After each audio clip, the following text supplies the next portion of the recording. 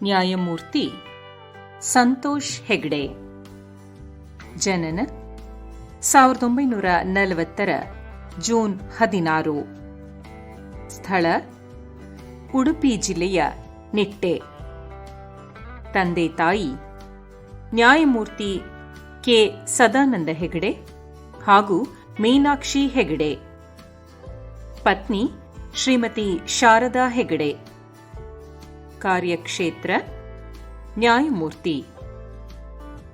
ಅಧಿಕಾರದಲ್ಲಿ ಪ್ರಾಮಾಣಿಕ ಅಧಿಕಾರಿ ಇದ್ದಾಗ ವ್ಯವಸ್ಥೆ ಹೇಗೆ ಬದಲಾಗುತ್ತದೆ ಮತ್ತು ಎಂತಹ ಸಮಸ್ಯೆಯನ್ನ ಬೇಕಾದರೂ ಸುಧಾರಿಸಬಹುದು ಎಂಬುದಕ್ಕೆ ಉತ್ತಮ ಉದಾಹರಣೆ ಶ್ರೀಯುತ ಸಂತೋಷ್ ಹೆಗಡೆಯವರು. ಕರ್ನಾಟಕಕ್ಕೆ ಲೋಕಾಯುಕ್ತರಾಗಿ ನೇಮಕಗೊಂಡು ಭ್ರಷ್ಟರ ನಿದ್ದೆಗೆಡಿಸಿದ ದಕ್ಷ ಪ್ರಾಮಾಣಿಕ ಅಧಿಕಾರಿ ಸಂತೋಷ್ ಹೆಗಡೆ. ಬಾಲ್ಯ ಮತ್ತು ಶಿಕ್ಷಣ.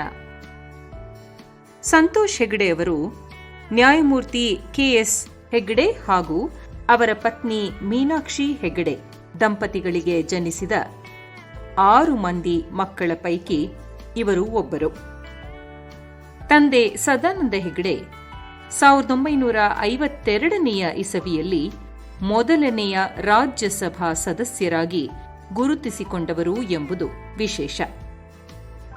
ಇವರು ತಮ್ಮ ಆರಂಭಿಕ ಶಿಕ್ಷಣವನ್ನು ಮಂಗಳೂರಿನಲ್ಲಿ ಸೇಂಟ್ ಅಲೋಷಿಯಸ್ ಕಾಲೇಜು, ಮದ್ರಾಸಿನಲ್ಲಿರುವ ಮದ್ರಾಸ್ ಕ್ರಿಶ್ಚಿಯನ್ ಕಾಲೇಜಿನಲ್ಲಿ ಪಡೆದರು.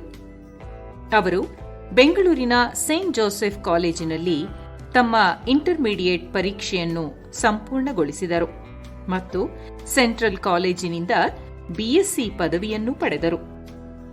ತಾಯಿಯ ಬಯಕೆಯಂತೆ ವೈದ್ಯಕೀಯ ವ್ಯಾಸಂಗ ಮಾಡುವ ಸಲುವಾಗಿ ಬೆಂಗಳೂರು ಮೆಡಿಕಲ್ ಕಾಲೇಜಿನಲ್ಲಿ ಸೀಟ್ ಪಡೆದರೂ ಕಾರಣಾಂತರಗಳಿಂದ ವೈದ್ಯಕೀಯ ಶಿಕ್ಷಣ ಅಲ್ಲಿಗೆ ಮೊಟಕುಗೊಳಿಸಿ ಕಾನೂನು ಶಿಕ್ಷಣದತ್ತ ಒಲವು ತೋರಿದರು.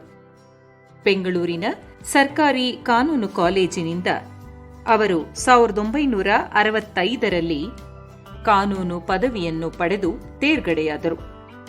ಇನ್ನು ಕ್ರೀಡೆಯಲ್ಲೂ ಆಸಕ್ತಿ ಹೊಂದಿದ್ದ ಸಂತೋಷ್ ಹೆಗಡೆ ಅವರು ವಿದ್ಯಾರ್ಥಿ ಜೀವನದಲ್ಲಿ ಕ್ರಿಕೆಟ್ ಮತ್ತು ಹಾಕಿ ತಂಡದ ಆಟಗಾರರಾಗಿದ್ದರು. ಅಷ್ಟೇ ಅಲ್ಲದೆ ರಾಜ್ಯ ಮಟ್ಟದ ಹಾಕಿ ತಂಡದ ನೇತೃತ್ವ ವಹಿಸಿದ್ದರು. ವೃತ್ತಿಜೀವನ. 1966ರ ಜನವರಿಯಲ್ಲಿ ಇವರು ಓರ್ವ ವಕೀಲರಾಗಿ ತಮ್ಮ ಹೆಸರನ್ನು ದಾಖಲೆ ಮಾಡಿಕೊಂಡರು ಹಾಗೂ 1984ರ ಮೇ ತಿಂಗಳಿನಲ್ಲಿ ಇವರು ಹಿರಿಯ ವಕೀಲರಾಗಿ ನಿಯೋಜಿಸಲ್ಪಟ್ಟರು. 1984ರ ಫೆಬ್ರವರಿಯಲ್ಲಿ ಕರ್ನಾಟಕ ರಾಜ್ಯಕ್ಕೆ ಸಂಬಂಧಿಸಿದಂತೆ ಅಡ್ವೊಕೇಟ್ ಜನರಲ್ ಆಗಿ ನೇಮಕಗೊಂಡರು ಮತ್ತು 1988ರ ಆಗಸ್ಟ್ವರೆಗೂ ಅವರು ಆ ಸ್ಥಾನದಲ್ಲಿ ಇದ್ದರು. 1989ರ ಡಿಸೆಂಬರ್ನಿಂದ 1990ರ ನವೆಂಬರ್ವರೆಗೆ ಇವರು ಭಾರತ ಒಕ್ಕೂಟದ ಹೆಚ್ಚುವರಿ ಸಾಲಿಸಿಟರ್ ಜನರಲ್ ಹುದ್ದೆಯಲ್ಲಿ ಕಾರ್ಯನಿರ್ವಹಿಸಿದರು. 1999ರಂದು ಭಾರತದ ಸರ್ವೋಚ್ಚ ನ್ಯಾಯಾಲಯದ ಓರ್ವ ನ್ಯಾಯಾಧೀಶರಾಗಿ ನೇಮಕಗೊಂಡರು. 2005ರ ಜೂನ್ನಲ್ಲಿ ಭಾರತದ ಸರ್ವೋಚ್ಚ ನ್ಯಾಯಾಲಯದ ನ್ಯಾಯಾಧೀಶರಾಗಿ ಸಂತೋಷ್ ಹೆಗಡೆಯವರು ನಿವೃತ್ತಿ ಹೊಂದಿದರು. 2006ರ ಆಗಸ್ಟ್ 3ರಂದು ಕರ್ನಾಟಕ ರಾಜ್ಯದ ಲೋಕಾಯುಕ್ತರಾಗಿ 5 ವರ್ಷಗಳ ಒಂದು ಅವಧಿಗೆ ಸಂತೋಷ್ ಹೆಗಡೆಯವರನ್ನು ನೇಮಿಸಲಾಗಿತ್ತು.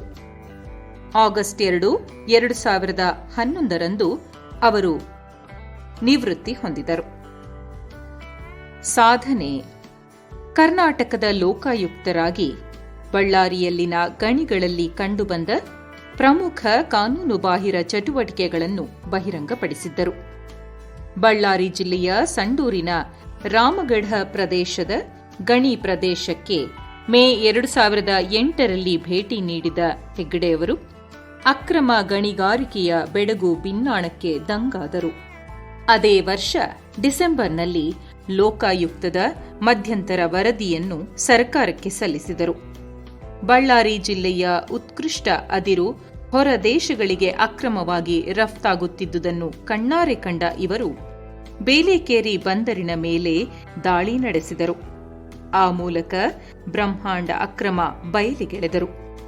ಜುಲೈ 2011ರಲ್ಲಿ ಅಕ್ರಮ ಗಣಿಗಾರಿಕೆ ಕುರಿತು ಮತ್ತೊಂದು ವರದಿಯನ್ನು ಸರ್ಕಾರಕ್ಕೆ ಸಲ್ಲಿಸಿ ರಾಜ್ಯ ರಾಜಕೀಯದಲ್ಲಿ ಬಿರುಗಾಳಿಯನ್ನೆಬ್ಬಿಸಿದರು. ಬಳ್ಳಾರಿ ಜಿಲ್ಲೆಯಲ್ಲಿ 100ಕ್ಕೂ ಹೆಚ್ಚು ಗಣಿಗಳು ಅಂದು ಚಾಲ್ತಿಯಲ್ಲಿದ್ದವು. ಸುಪ್ರೀಂ ಕೋರ್ಟ್ನ ಮಧ್ಯಪ್ರವೇಶದಿಂದಾಗಿ R&R ಯೋಜನೆ ಜಾರಿಯಾಗಿದ್ದು ಸದ್ಯ 15 ಗಣಿಗಳು ಮಾತ್ರ ಅದಿರು ಹೊರತೆಗೆಯುತ್ತಿವೆ. ಈ ಟೆಂಡರ್ ಮೂಲಕ ಅದಿರು ಹರಾಜು ಕ್ರಮ ಅನುಸರಿಸಲಾಗುತ್ತಿದೆ. ಬಳ್ಳಾರಿಯ ಅರಣ್ಯಗಳಲ್ಲಿ ನಿಧಾನವಾಗಿ ಹಸಿರು ನಳನಳಿಸುತ್ತಿದೆ. ಇದಕ್ಕೆ ಮೂಲ ಕಾರಣ ನಿವೃತ್ತ ಲೋಕಾಯುಕ್ತ ನ್ಯಾಯಮೂರ್ತಿ ಸಂತೋಷ್ ಹೆಗಡೆಯವರ ಶ್ರಮ. ಪ್ರಶಸ್ತಿಗಳು. 2013ರಲ್ಲಿ ಹಂಪಿ ವಿಶ್ವವಿದ್ಯಾಲಯದಿಂದ ನಾಡೋಜ ಗೌರವಕ್ಕೆ ಪಾತ್ರರಾಗಿದ್ದಾರೆ ಸಂತೋಷ್ ಹೆಗಡೆ. 2019ರಲ್ಲಿ ಇವರ ಸೇವೆಯನ್ನು ಗುರುತಿಸಿ ಚಿತ್ರದುರ್ಗದ ಮಲ್ಲಾಡಿ ಹಳ್ಳಿಯ ಅನಾಥ ಸೇವಾಶ್ರಮದ ವತಿಯಿಂದ ವಿಶ್ವಸ್ತ ಸಮಿತಿ ಸ್ಥಾಪಿಸಿರುವ ತನ್ನ ಮೊದಲ ತಿರುಕಶ್ರೀ ಪ್ರಶಸ್ತಿಯನ್ನು ನೀಡಿ ಗೌರವಿಸಿದೆ. ಇವುಗಳ ಹೊರತಾಗಿ ಇನ್ನೂ 10 ಹಲವು ಪ್ರಶಸ್ತಿ ಗೌರವ ಸನ್ಮಾನಗಳು ನ್ಯಾಯಮೂರ್ತಿ ಸಂತೋಷ್ ಹೆಗಡೆ ಅವರಿಗೆ ದೊರೆತಿವೆ. ನ್ಯಾಯಮೂರ್ತಿ ನಿಟ್ಟೆ ಸಂತೋಷ್ ಹೆಗಡೆ ಎಂದರೆ ಭಾರತೀಯ ನ್ಯಾಯಾಂಗ ಇತಿಹಾಸದಲ್ಲೊಂದು ಸ್ಮರಣೀಯ ಮೈಲಿಗಲ್ಲು. ಪ್ರಾಮಾಣಿಕತೆ, ವೃತ್ತಿಬದ್ಧತೆ, ಸಾಮಾಜಿಕ ಹೊಣೆಗಾರಿಕೆ, ನೈತಿಕ ನಡೆ ಮತ್ತು ಆರೋಗ್ಯ ಆಯುಷ್ಯ ವೃದ್ಧಿ ವಿಧಾನ ಅನುಷ್ಠಾನ ಮಾದರಿಗೆ ಮತ್ತೊಂದು ಹೆಸರು ಇವರು. ಈ ಸದ್ಗುಣಗಳಿಂದ ಅಲಂಕೃತವಾದ ವ್ಯಕ್ತಿಯಲ್ಲಿ ಅಭಿವ್ಯಕ್ತಗೊಳ್ಳುವ ಧೈರ್ಯ, ಆತ್ಮವಿಶ್ವಾಸ ಮತ್ತು ಕ್ಲಿಷ್ಟ ಸಂದರ್ಭದಲ್ಲೂ ಅಸತ್ಯ, ಅಧರ್ಮ, ಅಮಾನವೀಯತೆಗಳೊಂದಿಗೆ ಯಾವತ್ತೂ ರಾಜಿಯಾಗದ ಇವರ ದೃಢ ನಿಲುವು ಅಬಾಲವೃದ್ಧರಾದಿಯಾಗಿ ಪಾಲಿಸಬೇಕಾದ ಆದರ್ಶಕ್ಕೆ ಮಾದರಿಯಾಗಿ ನಿಲ್ಲುತ್ತದೆ.